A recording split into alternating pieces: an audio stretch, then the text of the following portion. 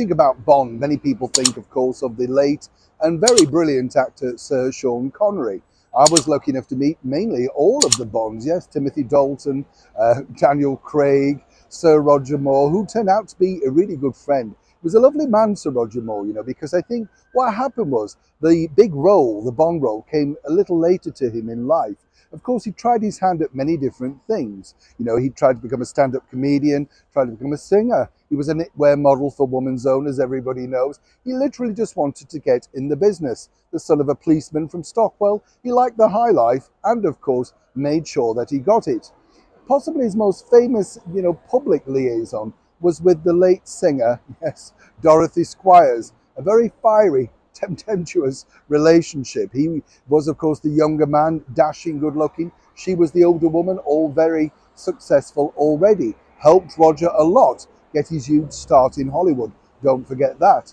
But a recent auction of Sir Roger Moore's clothes and artifacts from the Bond years have just made over £1 million, headed by his dashingly good-looking son, Geoffrey Moore. But what's interesting is this. So Roger told me when I mentioned things about artifacts and stuff, he always said, I don't really understand the appeal of them, why people would necessarily want to buy them or indeed own them.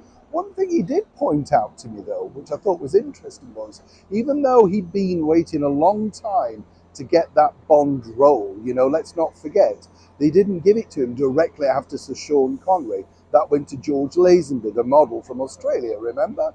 But what was interesting was 10 days into the shoot of Sir Roger's very first Bond movie, Cubby Broccoli and Harry Saltzman were so concerned about how well Sir Roger would do that they wondered and decided and tried to lure back Sir Sean Connery back into the role. They kind of felt that it wasn't necessarily gelling.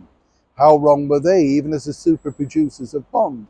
As Roger told me at the premiere, the royal premiere, everybody loved his debut movie. He wasn't shy in modesty, Sir Roger, let me tell you.